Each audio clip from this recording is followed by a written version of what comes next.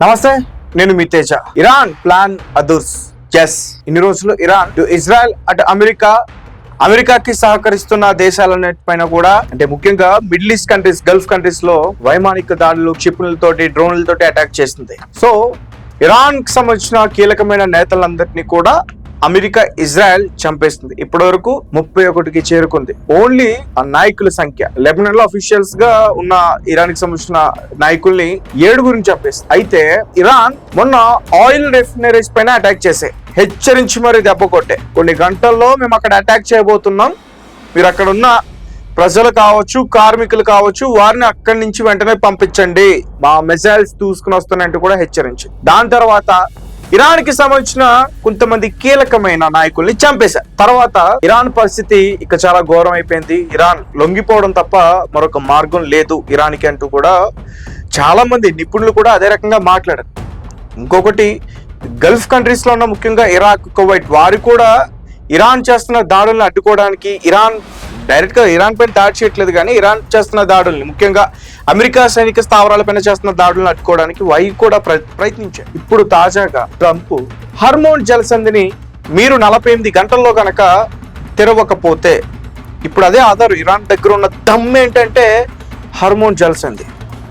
ఎందుకంటే వీళ్ళు చేస్తున్న యుద్ధం వల్ల హార్మోన్ జలసంధిని క్లోజ్ చేసి ప్రపంచవ్యాప్తంగా ఉన్న దేశాలన్నిటి మధ్య కూడా ఒక ప్రెజర్ ని తీసుకొచ్చింది. ఈరోజు నాటో కూడా దిగొచ్చి బాబు ట్రంప్ మూసుకుని వెళ్ళవయ్యా అనేటట్టుగా వాళ్ళు వచ్చారు. అయితే ట్రంప్ హెచ్చరించాడు, మీరు 48 గంటల్లో హార్మోన్ జలసంధిని కనుక మీరు ఓపెన్ చేయకపోతే చాలా దారుణం జరుగుతుంది ఇరాన్ అంటూ కూడా హెచ్చరించాడు. ఇరాన్ కూడా దానికి కౌంటర్ ఇస్తూ, మీరు మా పవర్ స్టేషన్స్ ని, విద్యుత్ కేంద్రాలను మీరు టార్గెట్ చేసుకుని అటాక్ చేస్తా ఉన్నారు, ఇట్లానే కొనసాగితే గల్ఫ్ కంట్రీస్ లో ఉన్న ముఖ్యంగా డిసాలినేషన్ ప్లాంట్స్, సముద్ర నీరుని శుద్ధి చేసే ఏవైతే ఉన్నాయో డిసాలినేషన్ ప్లాంట్స్, వాటిపైన అటాక్ చేస్తా ఉంటూ కూడా చెప్పారు.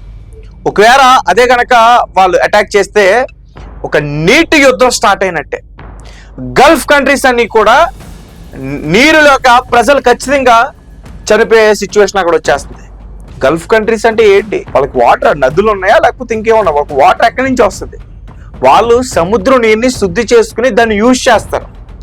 అట్లాంటి ఈ డెసలినేషన్ ప్లాంట్స్ పైన అటాక్ చేస్తామంటూ కూడా హెచ్చరించింది. సో ఇక ట్రంప్ వెనక్కి మూసుకుని తగ్గాల్సిందే. ట్రంప్ వెనక్కి మూసుకుని తగ్గకపోతే గల్ఫ్ కంట్రీస్ మూసుకుని అతన్ని వెనక్కి తీసుకెళ్లాల్సిన పరిస్థితి వస్తుంది. ఎందుకంటే ఇప్పుడు ఈ ఆయిల్ రిఫైనరీస్ లేకపోతే ఇంకా వేరే కేంద్రాలు, విద్యుత్ కేంద్రాలు, వీటిని నిర్మించుకోవచ్చు త్వరగానే కొన్ని సంవత్సరాల్లో. బట్ ఈ డిసాలినేషన్ ప్లాంట్స్ అనేవి అంత ఈజీ కాదు నిర్మించుకోవడానికి, వాటికి అయ్యే ఖర్చు చాలా కష్టం.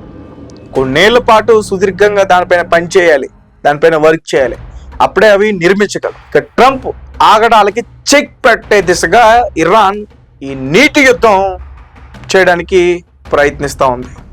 సో ఇదే కనుక జరిగితే గల్ఫ్ కంట్రీస్ కి చాలా నష్టం. అమెరికాకి, ఇజ్రాయెల్కి ఏం కాదు, బట్ అమెరికా, ఇజ్రాయెల్ వీటిని బేస్ చేసుకుని వీరిపైన అటాక్ చేస్తారు కాబట్టి వీళ్ళు ఇదే ప్లాన్ చేశారు. మరి చూడాలి, యుఏఈ, కువైట్, ఇంకా ఇతర దేశాల్లో కూడా మిడిల్ ఈస్ట్ కంట్రీస్ లో ఈ డిసాలినేషన్ ప్లాంట్స్ అయితే ఉన్నాయి. అవి సముద్రం నీటిని శుద్ధి చేసి ప్రజలకు అందిస్తున్నారు, ఒక మంచి నీటిని. సో అట్లాంటి ప్లాంట్స్ పైన అటాక్ చేసాయంటే మాత్రం ఖచ్చితంగా అక్కడ ప్రజలు చాలా ఇబ్బంది పడతారు.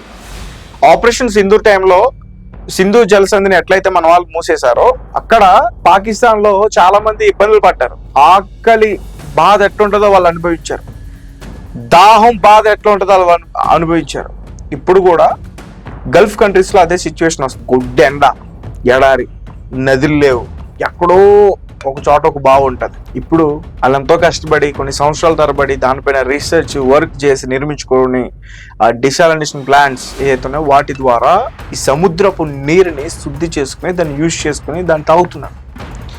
అట్లాంటి ప్లాంట్స్ పైన కొడితే మాత్రం దెబ్బ చిన్నగా తగలదు. అసలు గల్ఫ్ కంట్రీస్ కి చాలా పెద్ద దెబ్బ.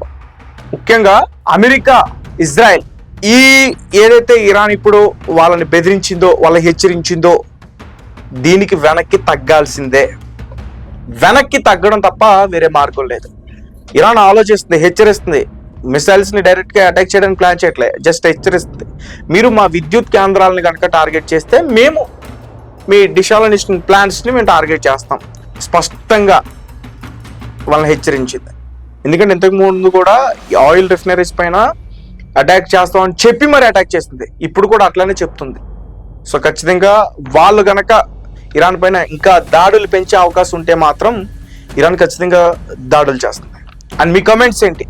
ఇరాన్ ప్లాన్ ఎలా అనిపిస్తుంది? ఇరాన్ అంటే ఒక పక్క ఇన్ని దేశాలు కలిపి ఇరాన్ని ఒంటరి చేసి యుద్ధం చేస్తున్నా కానీ ఇరాన్ వెనక్కి తగ్గకుండా అక్కడ సైనికుల్ని అధికారులను కోల్పోతున్నా కానీ ఇరాన్ చాలా తెలివైన యుద్ధం చేస్తుంది. దీనికి కారణం ఏంటంటే IRGC military, Islamic Revolution Guard Corps ఏదైతే ఉన్నారో వాళ్ళు చాలా అద్భుతంగా యుద్ధం చేస్తున్నారని అయితే ఖచ్చితంగా చెప్పొచ్చు. సో మీ కామెంట్స్ ఏంటి, మీరేం చెప్తారు?